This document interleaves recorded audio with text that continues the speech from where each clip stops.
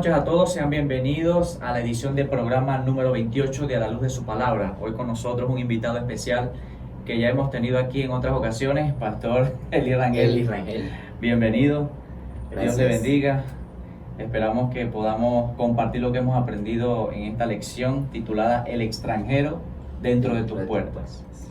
Antes de continuar, quisiera recordarles que si no se han suscrito al canal, suscríbase, denle a la campanita y que también comparte el link con otros. Queremos también aprovechar la oportunidad para invitarlos a la campaña que va a haber a partir de este 23 de octubre hasta el 29, ¿no, Pastor? Hasta el 29. Hasta el 29 de octubre, porque ya el 30 pues hay otra actividad a nivel de asociación, el Congreso de Laicos. Si usted está aquí en la ciudad de San Cristóbal, lo invitamos a la Iglesia Central de Barrio Obrero para que pueda disfrutar de la campaña que está preparada desde ya por el Pastor Eli Rangel también. Transformados para su venida. Ese es el título de la campaña, Transformados para su venida.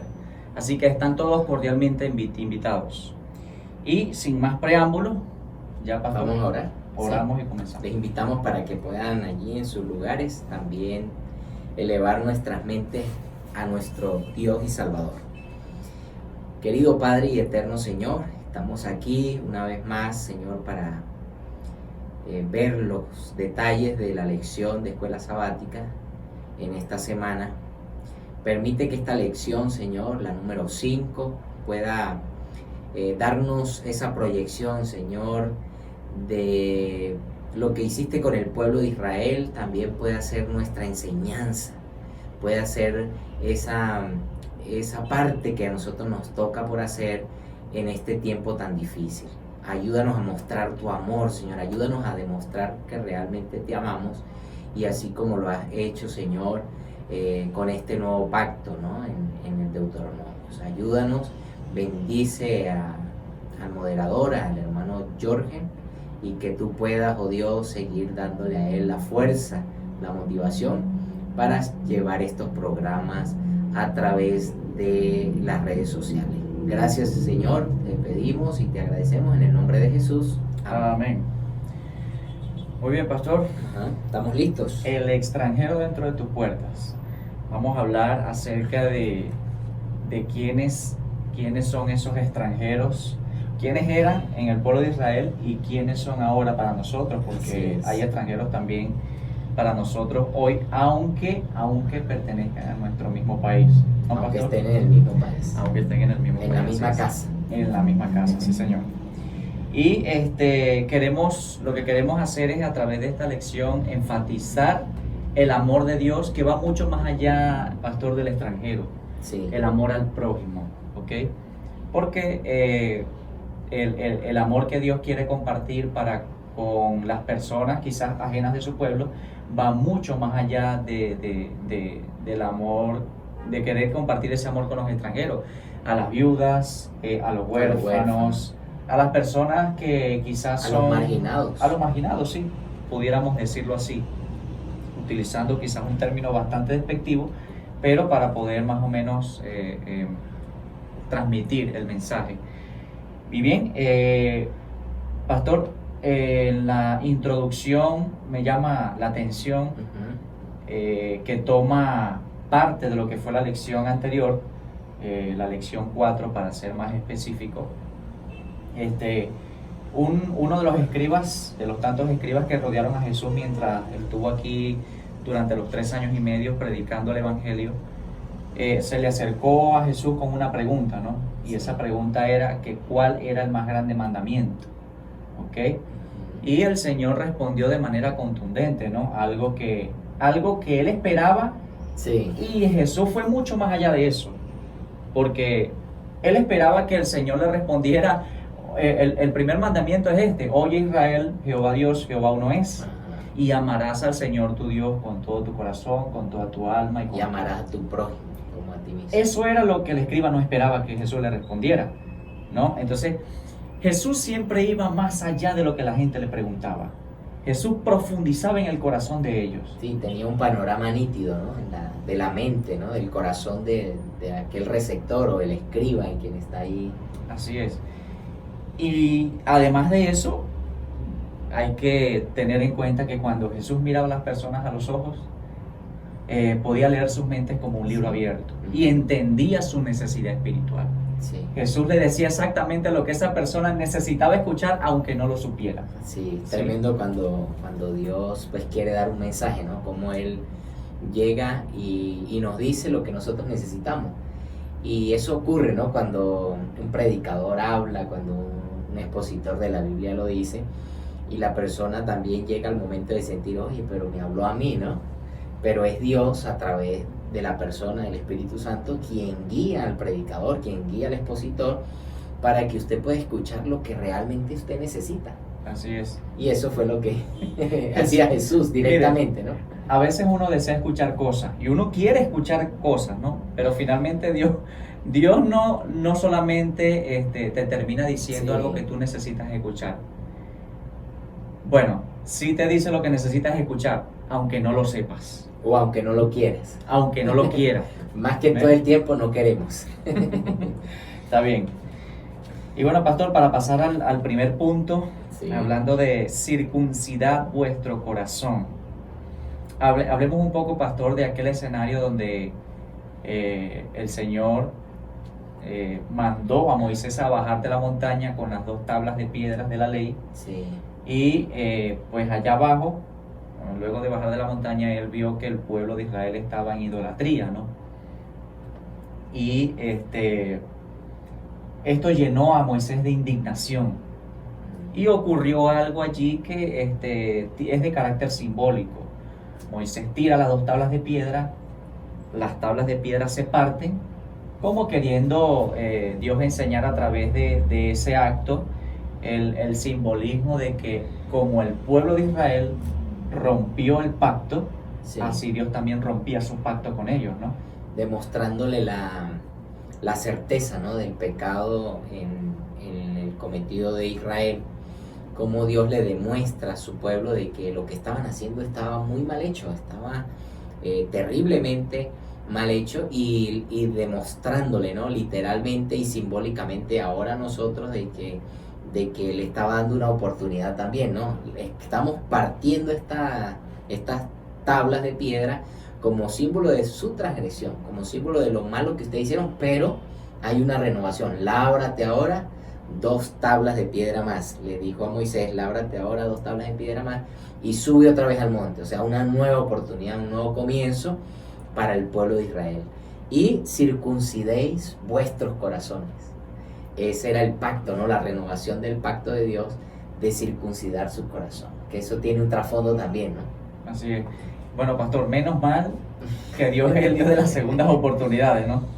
Es un Dios de oportunidades. Es un Dios de oportunidades y eso es beneficioso. Y es bueno enfatizarlo, ¿no? Las oportunidades que Dios da. Dios da hasta 2 oportunidades, hasta 3. Es más, son incontables las oportunidades de Dios en el plan de salvación. En el plan de salvación.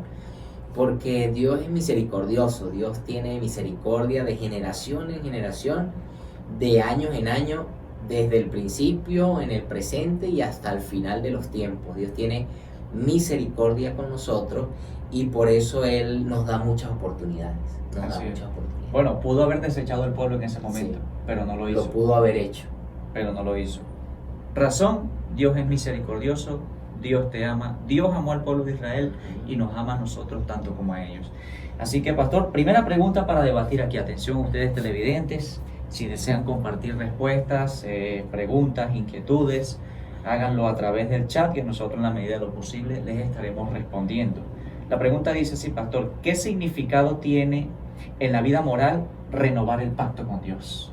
Muy bien, uno de los simbologías, ¿no? O de los tipos que hay allí, o que representa algo, el ejemplo sería la renovación de nuestro corazón. Ahí menciona que había que circuncidar nuestros corazones. Y es precisamente esa renovación que nosotros tenemos al aceptar la promesa de Dios y al aceptar el pacto de Dios. Cuando tú aceptas el pacto de Dios nuevamente, inmediatamente ocurre una renovación, hay un renuevo en su vida, ocurre una limpieza en su vida, ocurre una transformación en su vida. esa transformación, esa limpieza que Dios hace, le da un comienzo nuevo y su corazón pues queda limpio. Entonces te empieza una renovación moral, porque cuando el corazón es sanado, cuando el corazón se le cura esa herida del pecado que ha causado el enemigo de Dios, cura esa herida del pecado, entonces empieza esa nueva circuncisión, ¿no? Hubo el corte allí, pero empieza la renovación, una nueva experiencia moral. Y qué hermoso, ¿no? Cuando tú empiezas esa nueva vida, esa renovación del corazón, al circuncidar nuestro corazón de pecado, o sea, al quitar la inmundicia, al hacer Dios esa limpieza, al crear un nuevo corazón que sea capaz de amar, ¿no? Que sea capaz de renovar el sentimiento y el principio del amor. Eso es muy maravilloso, porque Dios te da un enamoramiento, ¿no? Un enamoramiento al tener su amor, porque Dios lo refleja. Si amamos a Dios, pues Él refleja su amor en nosotros y empieza ese nuevo comienzo moral en nuestra vida. O sea, realmente la felicidad allí se deja ver en esa renovación, ¿no? Muy bien, pastor. Sabe que me llama poderosamente la atención cuando Moisés tira las dos tablas y el Señor, como bien lo decía usted hace un momento, lo manda otra vez a subir al monte, Sí, con dos tablas de piedra más para volver a escribir la misma ley. la misma ley. No fue otra ley distinta. Sí. ¿Ve? Dice, Fíjense. vamos a leerlo, ¿no? Deuteronomio 10:1 dice: en aquel tiempo Jehová me dijo, lábrate dos tablas de piedra con las primeras, Como las primeras. y sube a mí al monte y hazte un arca de madera. Y escribiré en aquellas tablas las palabras que estaban en las primeras tablas que quebraste, y las pondrás en el arca. O sea, como hace énfasis, ¿no? En lo que estaba escrito en el primero. Exacto. Es lo mismo que se escribieron en las segundas tablas. Es decir, Dios no tenía en su corazón por nada del mundo desechar al pueblo, ¿no? Ni cambiar la ley. Ni cambiar la ley tampoco, mucho menos eso. ¿Ve? Entonces fíjese que cuando por allá el profeta Jeremías, escribiendo lo que el Señor le dijo, que establecería un nuevo pacto con la casa de Israel, ¿verdad? Y hablando de esta misma ley, ¿no? Esta Sí, misma la ley, misma, porque no volvió a cambió. escribir, Si no la cambió allí, nunca la cambió.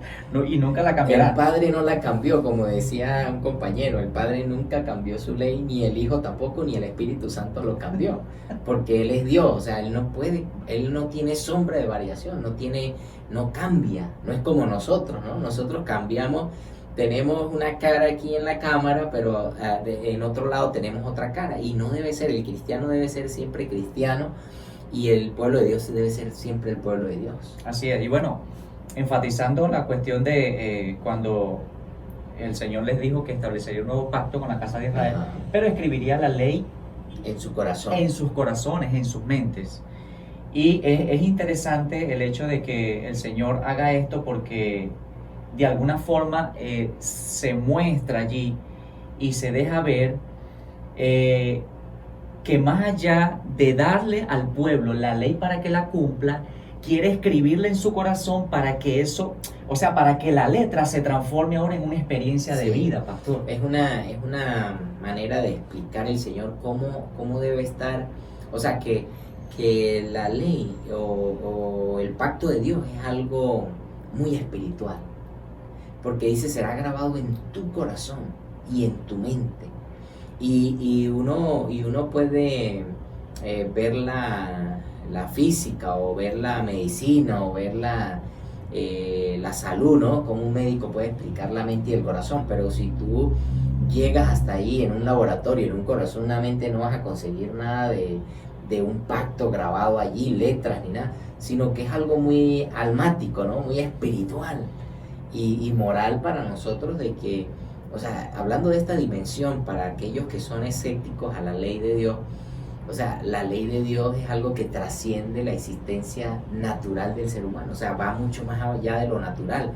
Es algo muy, muy, muy espiritual, y que trasciende la mente y el corazón.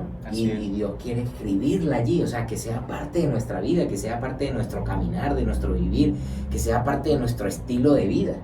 Es lo que Dios está enfatizando ahí. Fíjese, pastor, que en unos minutos vamos a ver más o menos de manera explícita lo que el pastor está narrando. Vamos a ver ¿de qué forma la ley se cumple cuando nosotros amamos a nuestros semejantes, ¿no? Sí.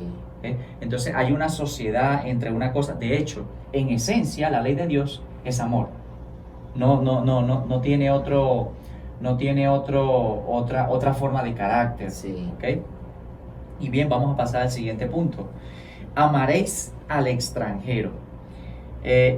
¿Sabe, pastor, y ustedes televidentes, que cuando el Señor Dios a través de su palabra les invita al pueblo de Israel a amar al extranjero, lo hizo pensando siempre en las experiencias que tuvo Israel en Egipto, ¿no? Imaginando cómo pudo haber sido eso aquí. Tal vez muchas de esas personas renegaron de Dios, ¿ve? Mire, hay algo que está particularmente claro en las Escrituras. Nosotros recordamos las cosas buenas, las que nos conviene recordar. Las que nos conviene. Sí, pero el Señor le dijo a Abraham cuántos años iba a durar de esclavos en esa nación. Les dijo 400 años. Es decir, que ya ellos sabían lo que iba a acontecer. Dios lo había predicho de antemano. Ya Dios lo había establecido. Pues. Pero el pueblo lo olvidó. ¿Ve? El pueblo lo olvidó.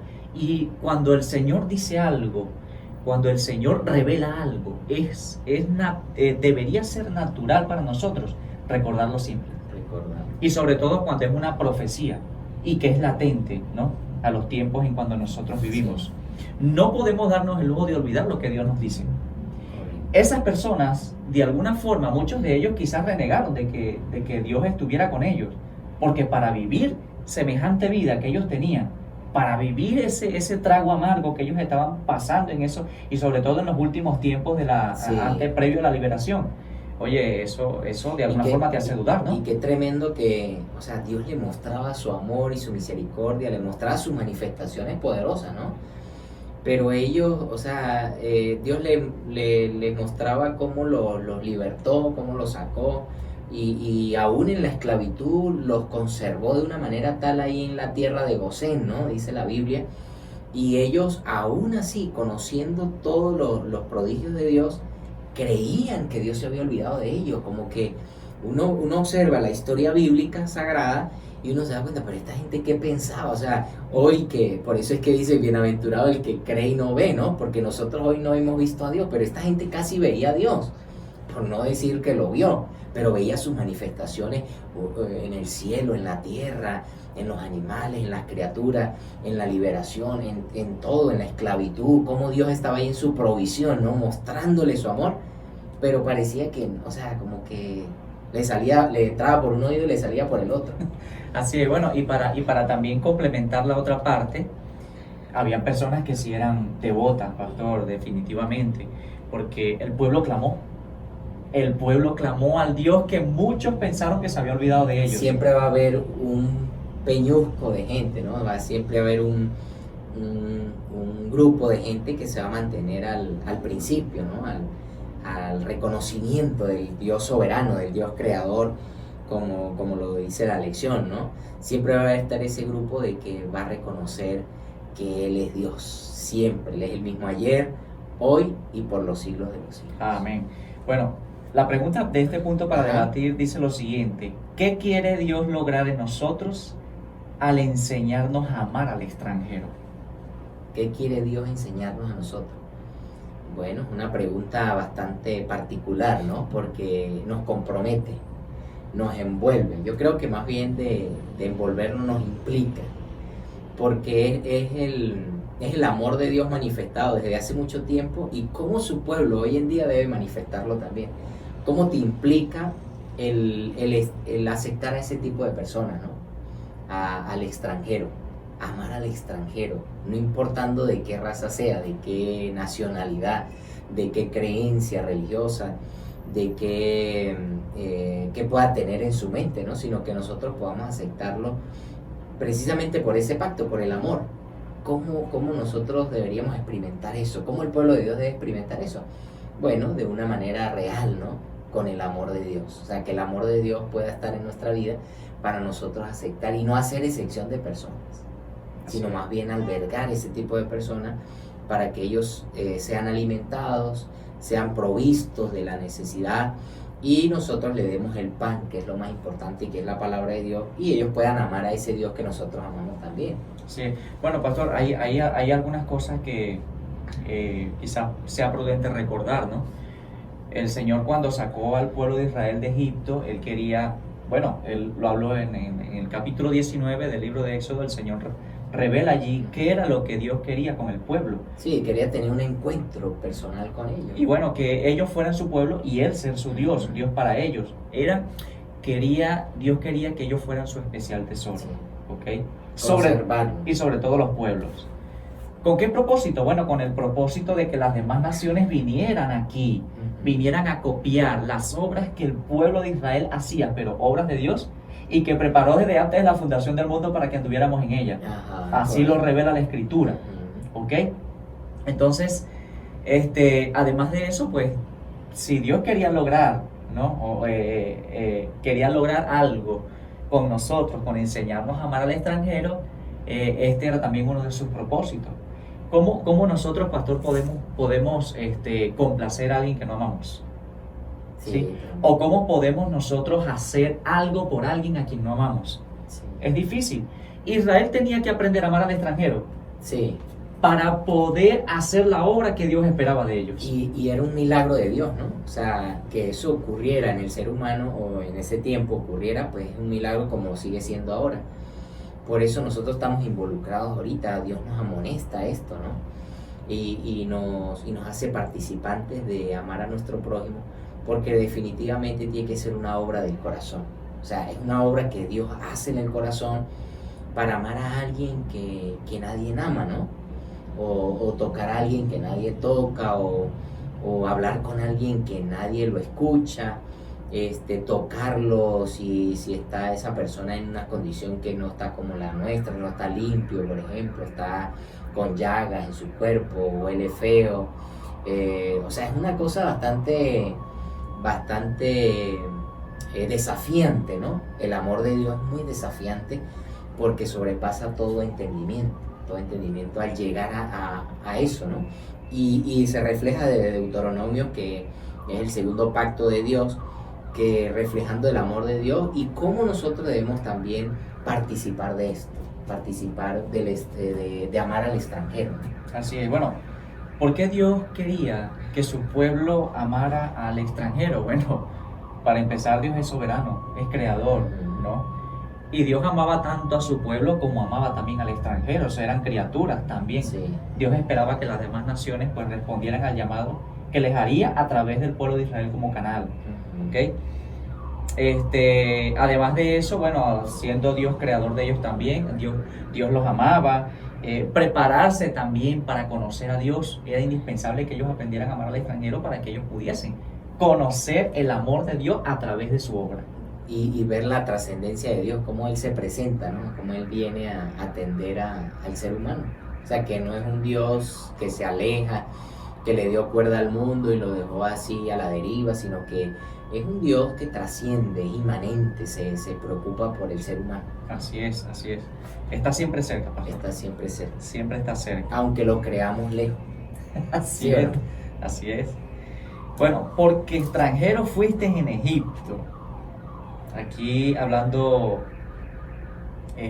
mencionando lo que dice Deuteronomio 10:19, que es el versículo de memoria. Amaréis pues al extranjero, porque extranjero fuisteis en la tierra de Egipto. Pastor, ¿cómo nosotros aplicamos este versículo hoy a nosotros? ¿Cómo lo podemos aplicar? Bueno, una manera en que nosotros también estamos en este mundo, pero no somos de este mundo, ¿no? O sea, vivimos en circunstancias que realmente no podemos apropiarnos de este mundo. Y ser extranjeros y advenedizos, como dice la Biblia, pues también nos identifica con cualquier persona que lo sea literalmente, ¿no? Que venga de otro país, que sea el prójimo más cercano que tengamos, el vecino, el que nunca nos hablaba, pero ahora nos habla.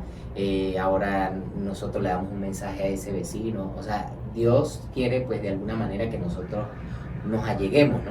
Podamos demostrar y reflejar allí su amor para que nosotros aprendamos algo, ¿no? Porque también debemos aprender que Dios quiere transformar nuestra vida y siendo extranjeros, ¿no? Siendo extranjeros en este mundo, no nos apega a este mundo. Así es. Bueno, sabemos que el Señor Jesús, cuando estuvo en su ministerio de 3 años y medio en esta tierra, hizo una ampliación magnífica de la ley, ¿no? Explayó de una forma muy pintoresca, Sí. si pudiéramos decir eso, lo que la ley decía en esencia. Iba más allá de la letra o de lo que simplemente decía. ¿Ves? Por ejemplo, cuando no es del tema, pero para más o menos explicar un poco lo que estamos diciendo, en el no cometerás adulterio, el Señor lo amplió. ¿Escuchaste que fue dicho? Sí, así es. Entonces, si miras a una mujer para codiciarla, ya adulteraste con ella. Ya, o sea, se amplió la ley. Se amplió. Y bueno, esto... Si le dices necio a tu hermano, eres homicida, o sea, Y una cosa culpable de juicio. tremendo. Culpable de juicio. Entonces, además de eso, ¿no? Hablando aquí acerca de un poco de la regla de oro. Haced con los hombres lo que ustedes quieren que ellos hagan con ustedes. ¿Ves? Esa es una regla de oro. Eso es una regla de oro. Sí.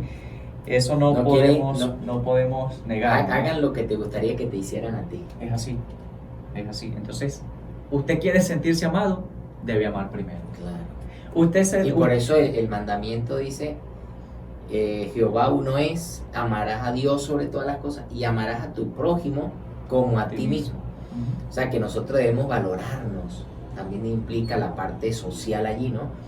Valorarnos, tener esa dignidad. Dignidad porque tú eres una imagen de Dios. Amén. Fuiste Sí. creado por el soberano, el Rey de Reyes y Señor de Señores, el Señor de los Señores. O sea, es una exaltación que le damos a Él porque Él es el único que la merece. Pero nosotros somos considerados a imagen de Él y debemos tener derecho a la dignidad. Así es. No podemos degradarnos por cualquier cosa, no podemos andar como las gallinas picando la tierra o comiendo gusanos. Nosotros debemos levantarnos y saber de que la imagen de Dios está reflejada en nuestra vida para poder darle sentido a nuestra vida, para darle sentido a otros también, respetarnos a nosotros mismos. Hay gente que no se respeta, las mujeres, hombres que se denigran ellos mismos porque, bueno, yo fui criado allá, No, nosotros debemos levantar nuestra dignidad. O yo soy así. O yo nací así, me criaron así. No, nosotros somos hijos del Rey, somos príncipes del reino de los cielos y pronto heredaremos todas esas cosas, pero por lo tanto debemos comportarnos como tal. Así es. Debemos comportarnos como hijos del Rey, levantar el estandarte de Cristo, de que somos considerados su imagen y nosotros tenemos valor. Y eso te va a dar la garantía, para poder amar al otro. Porque si tú no te valoras, no tienes dignidad, ¿cómo vas a amar al otro si tú no te consideras nada? Así es, pastor, me quitó la palabra de la boca, ¿no? Esa es la razón por la que nosotros, en muchos casos, pastor, Claro. y desde la historia pasada, nosotros vemos cómo los marginados son tratados muy Sí. mal y como animales en muchos casos. Eran esclavos. Pero el pueblo de Israel debía ser diferente, ¿no? Tú fuiste esclavo, fuiste marginado, fuiste maltratado, no valías Correcto. nada. Es decir, tú eras un cero a la izquierda, eras invisible, pero ahora yo te traigo aquí a las alturas. Así es. Ahora eres luz. Eso es lo que Dios quiere enfatizar. En toda la Biblia se deja ver el realce de su pueblo, el que se deja, ¿no? Porque el que no se deja sigue siendo la piltrafa de este mundo. Y será peor. Sí. Y será peor.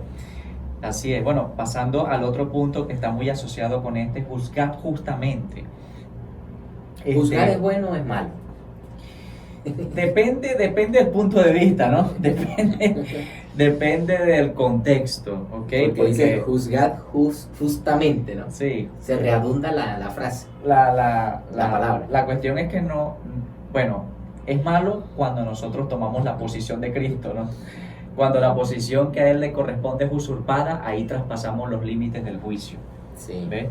Pero el Señor permitió que los tribunales fuesen establecidos en este Sí. mundo, pastor. Claro, ¿no? Y es contundente, ¿no? El Señor, aunque no está específicamente, pero es bueno tocarlo, ¿no? Porque vivimos en un mundo de juicio y ahí ahorita lo vamos a considerar que por allí nuestro hermano Jorgen tiene una buena aplicación sobre esto, ¿no? Fíjense algo, ¿no? Ajá. Miren, este tipo de situaciones acerca de los juicios siempre han existido desde tiempos antiguos. Y la cuestión está en que si fue dicho al pueblo de Israel era porque esas cosas se practicaban allá. Sí. ¿Ve? Y de verdad el Señor era algo que le incomodaba, por lo que ya hemos conversado. Dios es creador, hay cosas que para Él son injusticia, aunque lo que nosotros pensamos que es justicia, lo que el ser humano muchas veces piensa que es justicia, para Dios no lo es. Sí. Y viceversa, la justicia de Dios es muy, muy diferente a la justicia del hombre. ¿Okay? Y hay gente que también se lastima diciendo, bueno, pero es que no hay que jugar a nadie, hay que sacarse la viga, que sí, eso lo dijo Jesús y estamos totalmente de acuerdo en el contexto correcto. Sí. Pero la Biblia no se contradice. Y mire lo que el apóstol Pablo dice en 1 Corintios 6, 1, dice, o sea que alguno de vosotros cuando tiene algo contra otro, irá a juicio delante de los justos y no delante de los santos. ¿O no sabéis que los santos han de juzgar al mundo? Y si el mundo ha de ser juzgado por vosotros, sois indignos de juzgar cosas muy pequeñas. ¿O no sabéis que hemos de juzgar a los ángeles caídos? O sea, a los ángeles que cayeron no los vamos a juzgar a aquellos que sean parte de los santos, que van a juzgar aún a los ángeles que cayeron. Así es. O sea que el juicio, si no sabemos juzgar las cosas muy pequeñas de este mundo, ¿cómo podremos juzgar las cosas que Dios tiene preparadas para nosotros? Ahora, pastor, mire algo, aquí hay una pregunta interesante, ¿no? Ajá. Dice, ¿cómo ser santos y maltratar a los demás al mismo tiempo? ¿Es eso posible? Claro, eso puede ser posible, pero con apariencia, ¿no? Pero en la Biblia no cabe. O sea, como una persona puede vestirse de santidad, pero maltratar a sus empleados, por ejemplo, maltratar a sus consiervos, maltratar a su prójimo, del nivel que sea, ¿no? Del nivel que sea, por la posición que tengas o por el poder que tenga adquisitivo de dinero o de posición, de altura en el ámbito social, o tal vez la reputación que pueda tener. Yo creo que nadie puede hacer eso.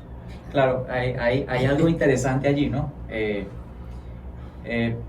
Pudiéramos quizás aparentar, ¿no? O sea, se puede hacer, pero con apariencia. Aparentar que soy santo, pero maltratar a los que yo tengo más cercanos. Con apariencia de piedad. A los que de repente trabajaban para mí.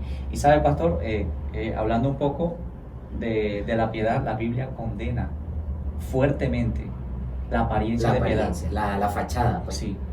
Condena fuertemente la apariencia de piedad. Y yo siempre lo digo, ¿no? En mis predicaciones, en mis disertaciones, que la corbata siempre tapa todo, ¿no? El saco tapa todo, y el cristiano es así. O sea, el cristiano pues tiene una apariencia buena en el vestirse, en el caminar, en el ir a la iglesia, en la apariencia de lo que la gente ve, pero realmente somos como nos vestimos, ¿no? O como decía un predicador del siglo XVIII, Spurgeon, ¿no? Que él decía en una de sus frases de predicación, él decía, predica tan fuerte, pero que no se escuche tu voz. O sea, ¿cómo nuestro testimonio puede desvalorar, cómo puede tirar por el suelo nuestra apariencia, ¿no? Porque utilizamos la apariencia para decir que somos santos, que somos buenos, pero realmente maltratamos, herimos, lastimamos a aquellos que realmente nos aman y que nosotros no le demostramos ni un poquito de amor porque los estamos tirando de esa manera. Así es. Y bueno, juzgar justamente, pastor, pero sin perder de vista el amor. Mire algo interesante que Pablo menciona en el capítulo 4 del libro de Gálatas, versículo 19. Ajá.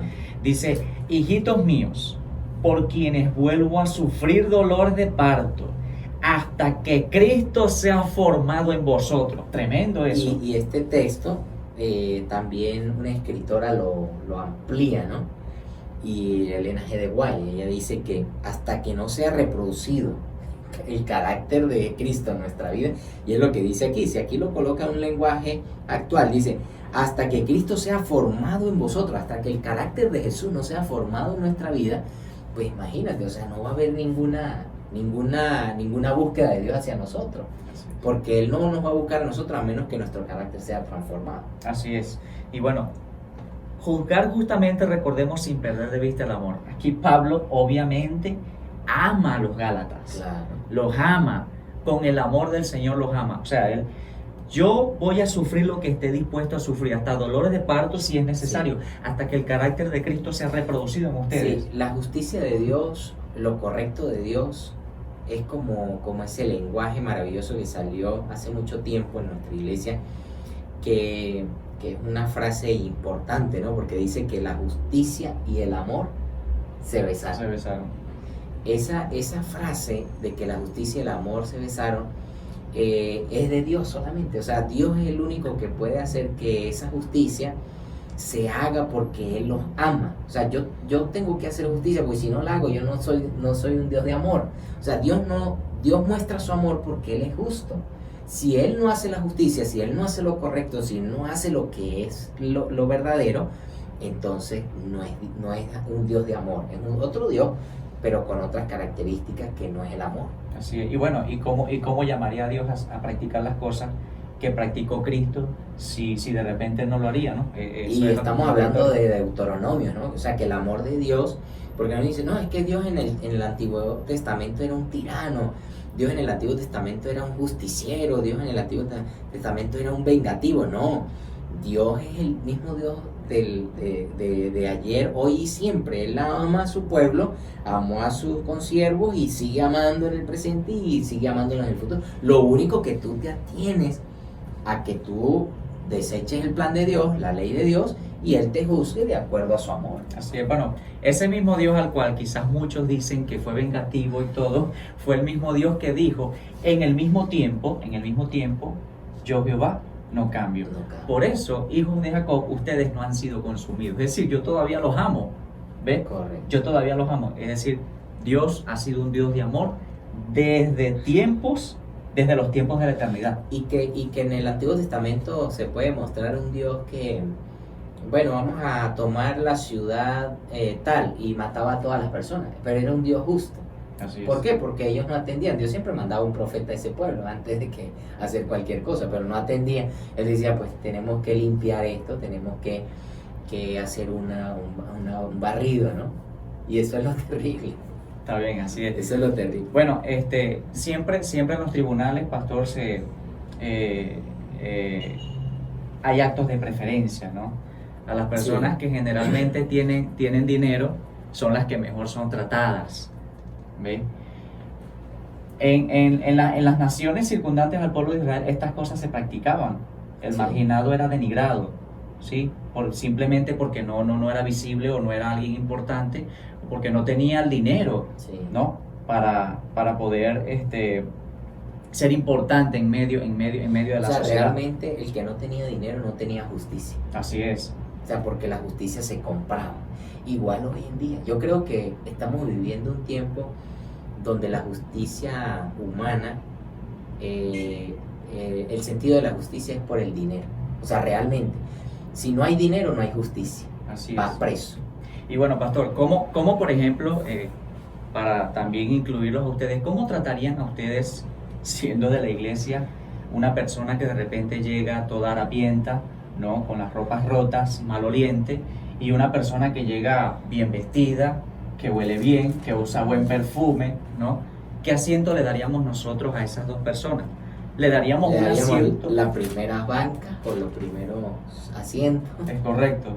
O le daríamos, mire, o lo sacaríamos. Nosotros pudiésemos estar haciendo ahí un tribunal y juzgando de una manera incorrecta a las personas, ¿no? Ese es el sentido de no hacer acepción de personas, de poder darle el lugar que todas las personas tienen, porque mire, tenga dinero o no tenga, sea importante o no lo sea, tenga la posición social que tenga, todos valemos la sangre de Cristo, queridos amigos y queridos hermanos. Todos tenemos el mismo valor y por todos murió Cristo. Claro. Así que no podemos tratar a unos de una forma y a otros de otra. No debe haber excepción. Así es. Pero es que no está limpiecito, viene de la calle, y eso nos puede pasar mucho a nosotros, ¿no? Claro. Vivimos en la ciudad, estamos en la ciudad, y cualquiera persona de esta ciudad nos puede sorprender en nuestros templos.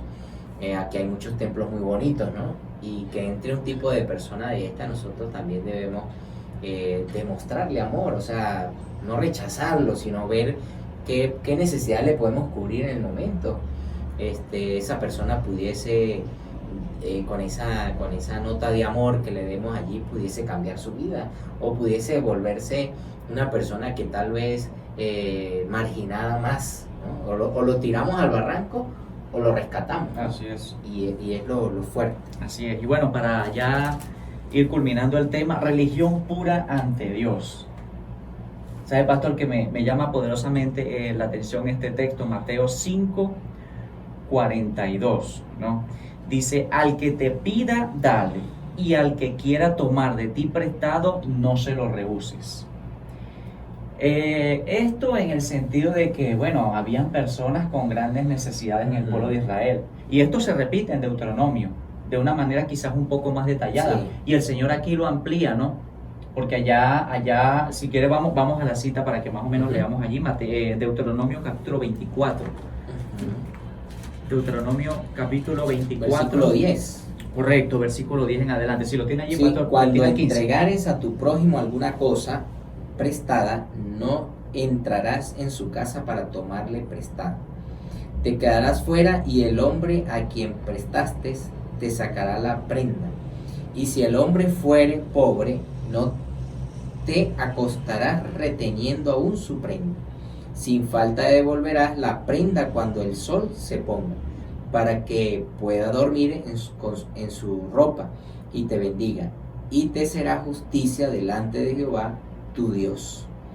No oprimiréis el jornalero pobre y menesteroso, ya sea de tus hermanos o de los extranjeros que habitan en tu tierra dentro de tus ciudades.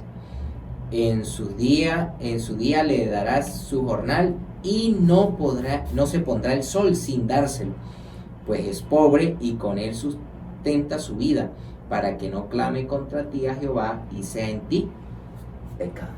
Fíjese algo, pastor, que allá hay algunos aspectos. Este es el pecado del por principio. omisión. Sí. El que sabe hacer lo bueno y no lo hace, comete correcto. pecado. Así mismo es. La cuestión aquí es que pudiera alguien con nosotros tener una deuda, Sí. ¿sí? Y estamos en todo el derecho de cobrar. Pero el Señor dice, si alguien toma de ti algo prestado, no se lo rehuses. Incluso para este tiempo, y también aplica para hoy, no vayas a su casa a violar sus espacios, son sus derechos. Correcto. ¿Ves? Son sus derechos, ¿ok? Fíjense lo que dice por acá, a propósito, otra vez Mateo 5, 44, ¿no? 44, 40. Bueno, aquí hay una serie de cosas que el Señor envía. Dice, al que te pida dale, y al que quiera tomar de ti prestado no se lo rehuses, dice el versículo 42. 43 dice, oíste que fue dicho, amarás a tu prójimo y aborrecerás a tu enemigo. Pero yo os digo, amad a vuestros enemigos, bendecid a los que os maldicen, haced bien a los que os aborrecen, y orad por los que os ultrajan y os persiguen, para que seáis hijos de vuestro Padre que está en los cielos. Es decir, si hay algo que nosotros necesitamos hacer, es considerar a los desvalidos, Sí. a los que no tienen cómo cubrir sus necesidades, que de repente te pide prestado algo y no te lo han devuelto, y a lo mejor es porque no pueden. ¿Ves? Correcto. Entonces muchas veces nosotros violamos el derecho de esas personas para yo tratar de recuperar lo mío. No, pero ya va, hay un Señor en el cielo que mira desde arriba y que también es justo y que hace salir el sol sobre malos y buenos. Sobre malos y buenos. Y que esa es la religión pura, ¿no? Esa es la religión Esa es la religión sin pura. mancha, sin mancha, dice. Por eso es que mucha gente se va a perder por lo justo, porque supo hacer lo bueno y no lo hizo. O sea, tuvimos la manera, las posibilidades, las herramientas, todo el talento, todos los dones, pero no le dimos la voluntad de Dios, o sea, no le pusimos la voluntad de Dios a eso. Y ahí es donde van a decir muchos en aquel día, Señor, Señor, en tu nombre, Señor, Señor, en tu nombre. Pero el Señor va a decir, yo no los conozco, es que ustedes no los conozco yo, porque ustedes no reflejaron mi carácter, no hicieron la parte que tenían que hacer, que era el amor. Y ahí es donde está la clave, ¿no? Por eso mucha gente se perderá por cosas buenas, ¿no? por Sí. cosas buenas que debió haber hecho. Ok, bueno, pastor, hablando a propósito de eso, acerca del amor, la ley del amor. ¿Qué relación nosotros podemos encontrar entre esa ley de amor y el no hacer acepción de personas? ¿Qué diferencia hay? No, ¿qué relación? Es que deben estar estrechamente relacionadas. O sea, debe haber una relación íntima, pegadita allí, para poder que se refleje completamente el amor de Dios. Así que bueno, como la ley de Dios es una ley de amor, Él a través de esa ley nos invita a amar a nuestro prójimo. ¿Sí?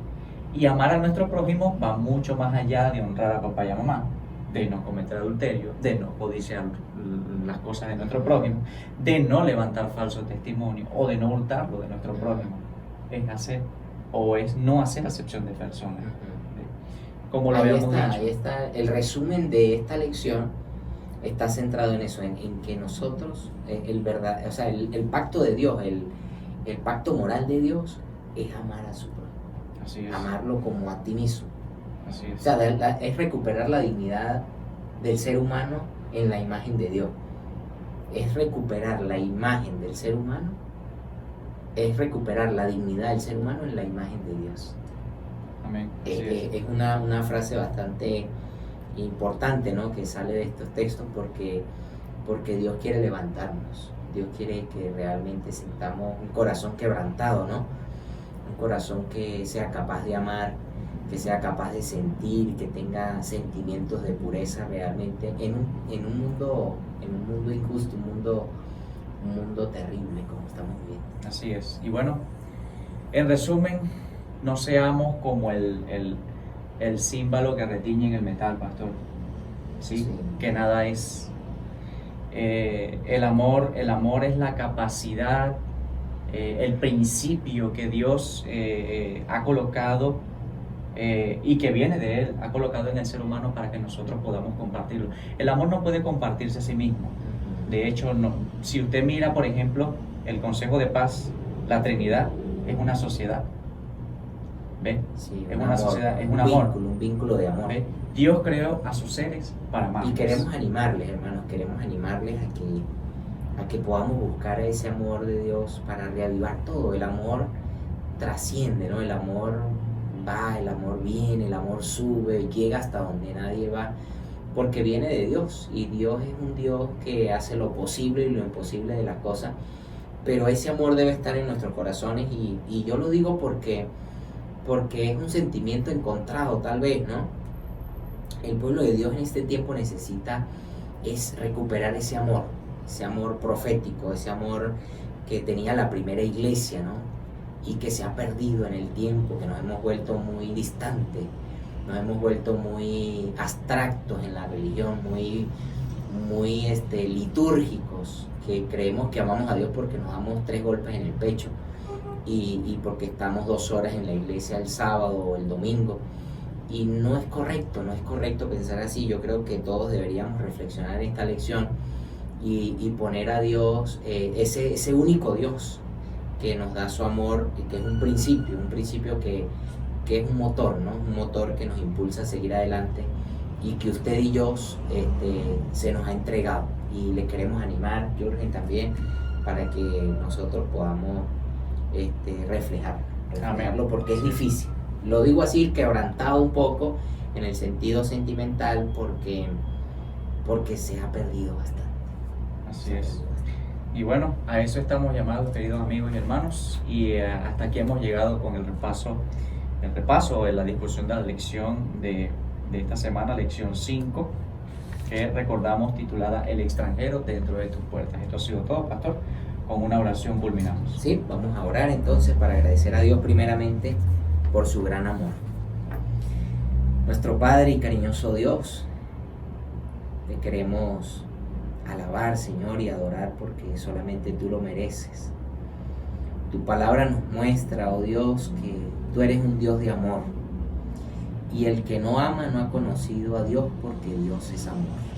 Si te conocemos realmente, si realmente queremos tener, Señor, un encuentro contigo, debemos poner en práctica ese amor que tú reflejas en nuestra vida. Ayúdanos, oh Dios, a canalizar en nuestro corazón a colocar ese principio del amor que sobrepasa todo entendimiento, que soporta todo, que lo espera todo, aún hasta con nuestra familia, con nuestros vecinos, con nuestro más allá, oh Dios, de la distancia de las personas.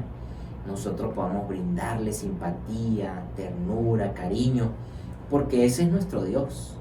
Eres tú, Señor, y queremos impartir ese amor que tú has colocado en nuestro corazón. Gracias, bendice a los televidentes y que ellos puedan, Señor, sentir que esto viene del cielo. Amén. En el nombre de Jesús. Amén. En la carta de Pablo a los Filipenses, en el capítulo número 2, versículos 12 y 13, leemos lo siguiente. Por tanto, amados míos, como siempre habéis obedecido, no como en mi presencia solamente, sino mucho más ahora en mi ausencia, ocupaos en vuestra salvación con temor y temblor. Porque Dios es el que en vosotros produce así el querer como el hacer por su buena voluntad. ¿Sabe, querido, que el amor es el principio catalizador que renueva las mentes y los corazones de todos los seres humanos? Y es uno de los principios que podría bien acelerar la segunda venida de Cristo a este mundo, para que muchas viudas, muchos desvalidos, muchos marginados dejen de sufrir. Tú y yo estamos llamados a marcar la diferencia, a que nosotros podamos tratar al extranjero con amor. El pueblo de Israel fue extranjero, sufrió mucho y por eso fue llamado a tratar de manera diferente a los extranjeros en su tierra. Así que usted y yo en algunos casos podremos considerar a otros como extranjeros porque simplemente no pertenecen a nuestra misma fe. Pero Dios nos ha llamado a amarlos a ellos también. Amemos a los que son diferentes. Permanezcamos conectados a la vid, porque como el Dios, que es nuestro creador y nuestro sustentador, es el Dios del amor. Y permaneciendo a Él, nosotros también podremos compartir ese amor con otros. Esto ha sido todo de la lección, queridos hermanos y amigos. No queremos despedirnos sin antes mencionarles o recordarles que si no se ha suscrito al canal, suscríbase, déle a la campanita y comparta el link con otros. También queremos invitarles a ustedes, si están aquí en la ciudad de San Cristóbal, a todos nuestros hermanos de la Iglesia Central, de Barrio Obrero, amigos, vecinos, los invitamos a la campaña titulada Transformados para su venida, que comenzará este sábado 23 de octubre y culminará el viernes 29. Y muy bien, sin más que decir, queremos desearles a todos una feliz noche y que el Señor pueda bendecir sus vidas grandemente.